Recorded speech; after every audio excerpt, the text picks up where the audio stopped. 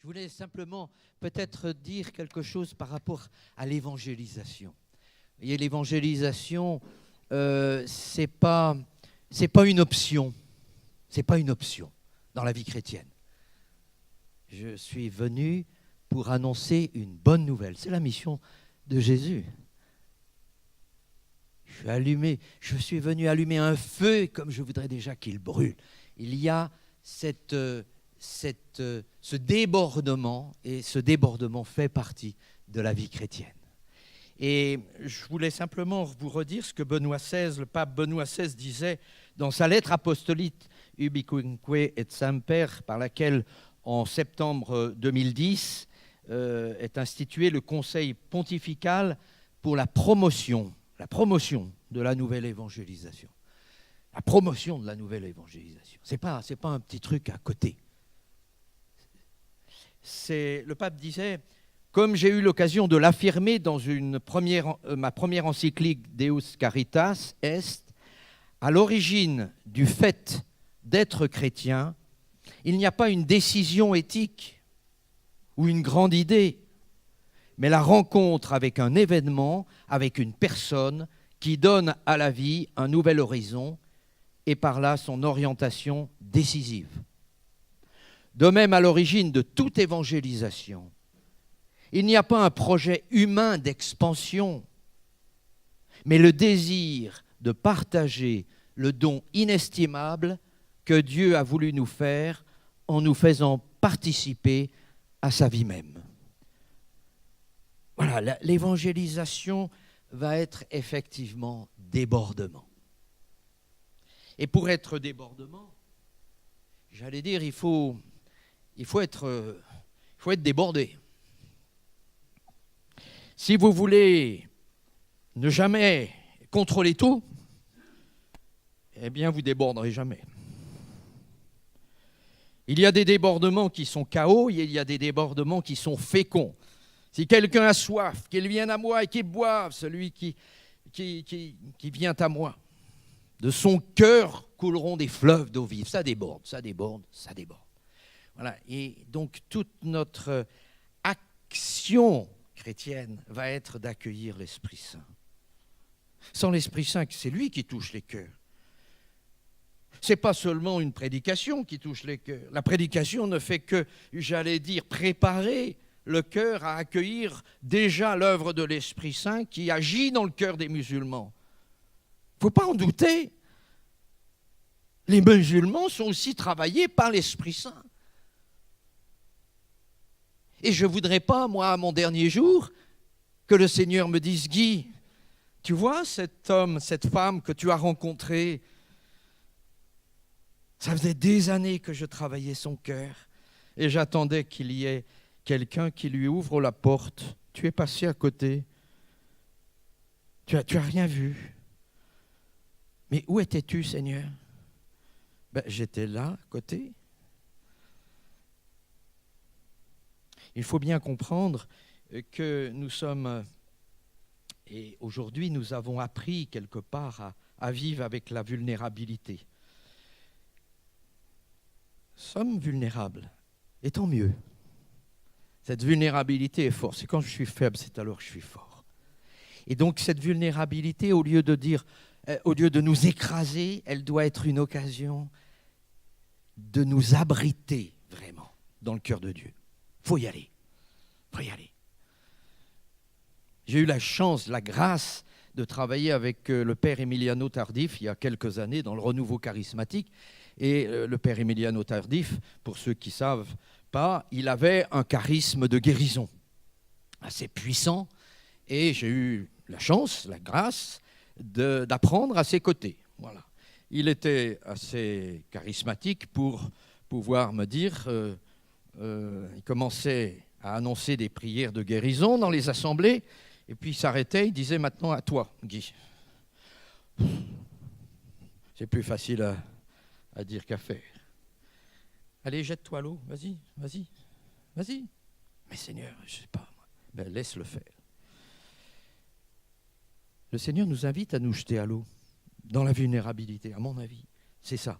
Aujourd'hui, ce qui bloque la mission de l'Église, l'évangélisation, Ce n'est pas les pressions des laïcards, ce n'est pas le tumulte et le brouhaha des islamistes, c'est nous.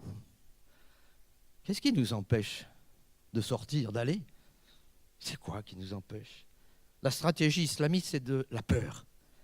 La peur. Il nous faut exorciser la peur. Va-t'en, je te chasse.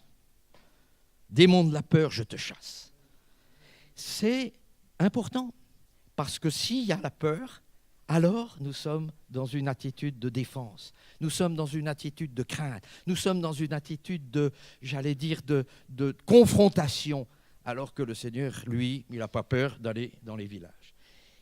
Il y a deux choses qui me paraissent essentielles pour l'évangélisation, en particulier dans le monde de l'islam, mais c'est vrai partout finalement.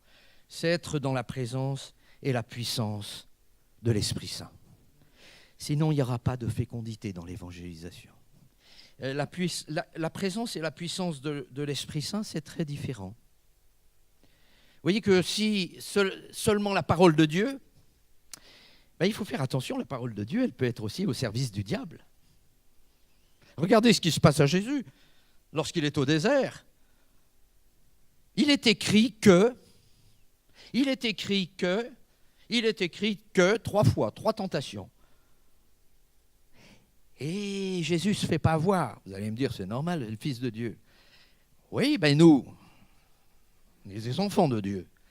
Et pourquoi? Parce qu'il fait la distinction entre la parole et la voix.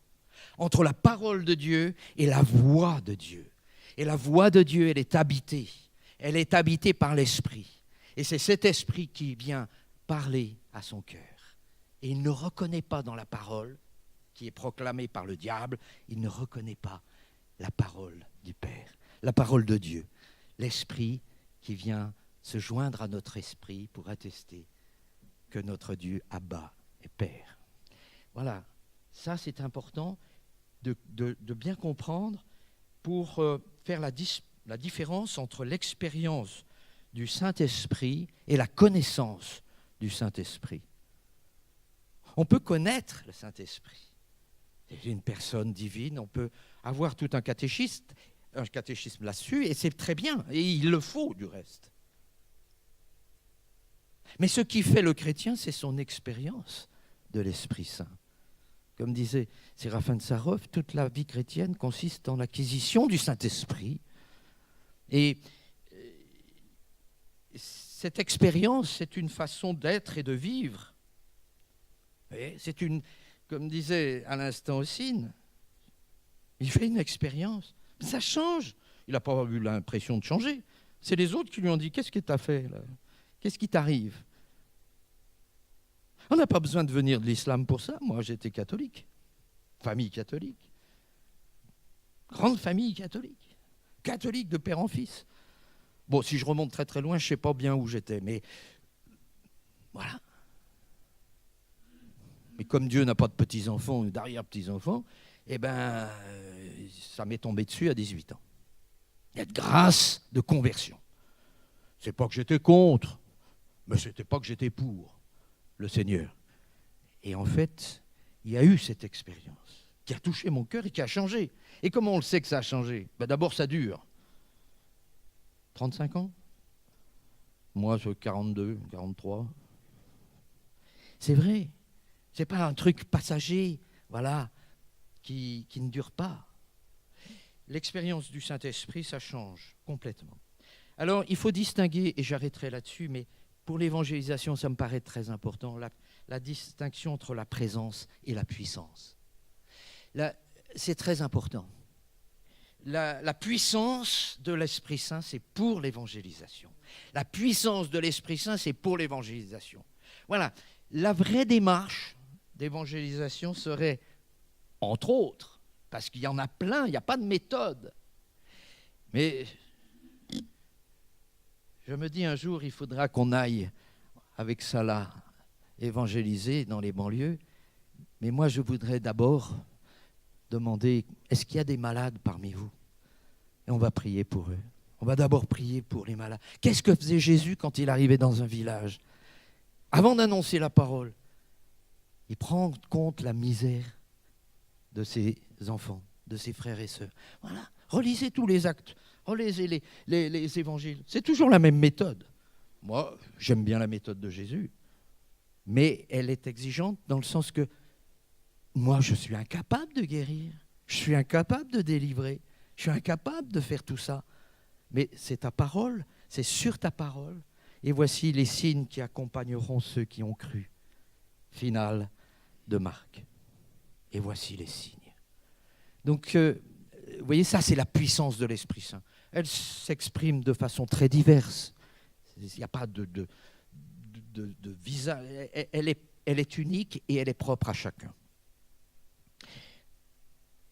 Et la puissance de l'Esprit Saint, c'est le débordement de la présence. Vous voyez, si vous avez un missionnaire zélé, habité de la puissance de Dieu, mais qui prie jamais, il y a quelque chose qui ne va pas. Quelle présence tu as avec le Seigneur? Regardez comment fait Jésus. Il est à la fois dans cette puissance de l'Esprit Saint, il passe la nuit à prier, seul. Mais t'es où? Tout le monde te cherche, tout le monde voudrait te mettre au pinacle. Voilà. Ou te tuer, enfin c'est pareil. Distinguer la présence et la puissance, et je crois que cela est absolument nécessaire. Les deux sont un équilibre. Une richesse de vie de prière, d'abandon, de don de soi, etc. est accompagnée. La puissance de l'Esprit Saint, c'est le débordement de la présence. S'il n'y a pas de présence dans ma vie du Seigneur, alors il n'y a pas de puissance. Et parfois, il y a la présence, mais j'ose pas. J'ai peur. J'ai peur d'aller. J'ai peur. Exorcisez la peur. N'ayez pas peur. Pour établir en nous l'œuvre de Dieu, je crois qu'il y a 3 points pour moi qui sont essentiels. C'est ma propre expérience et j'essaye de la vivre. C'est 1, bannir de mon cœur tout ce qui me lie. Parce qu'il y a des trucs qui me lient. Les affections, les blessures, les idées, tout ça, ça m'empêche d'être disponible à l'action de l'Esprit. La deuxième chose, c'est lié à ma volonté. Est-ce que je fais ma volonté ou est-ce que je fais ta volonté? C'est tous les jours. Pour moi, la vie communautaire, c'est une nécessité. Malheur à moi si je ne vis pas en communauté. Où est mon frère? Où est ma sœur? Si je suis tout seul, souvent je fais des conneries. Je ne suis pas en communauté seulement pour être porté. Je suis en communauté pour goûter le corps du Christ. Pas seulement à un moment donné dans ma vie, à un événement, à une Eucharistie, mais à tout instant. Et particulièrement celui qui me gêne. Parce que dans une communauté, on ne se choisit pas. Et puis peut-être le 3e point, c'est mener une vie intérieure et non double. Voilà. Fais ce que tu dis et dis ce que tu fais. C'est important. Et pour ça, j'ai besoin des autres. J'ai besoin des autres. Il n'y a rien de pire, et c'est une grâce pour moi, cette rencontre, il n'y a rien de pire de dire « je peux me suffire à moi-même ».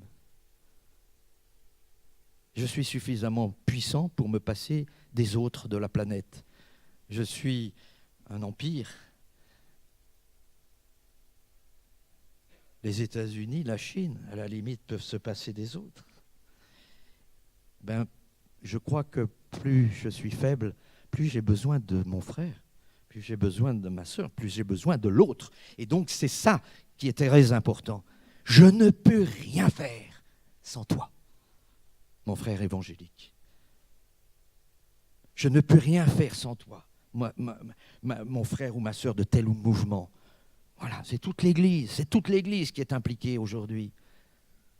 Le grand renouveau charismatique pour moi de ces 40 dernières années était pour préparer à la grande mission de Pentecôte sur le monde, pas moi qui le dis, qui vient maintenant. C'est des mots? Non. C'est en train de se passer. C'est en train d'accoucher. Alors bienheureux celui qui met les pas dans les pas du Seigneur pour participer à cette belle œuvre. Voilà un petit peu en quelques mots pour moi l'évangélisation.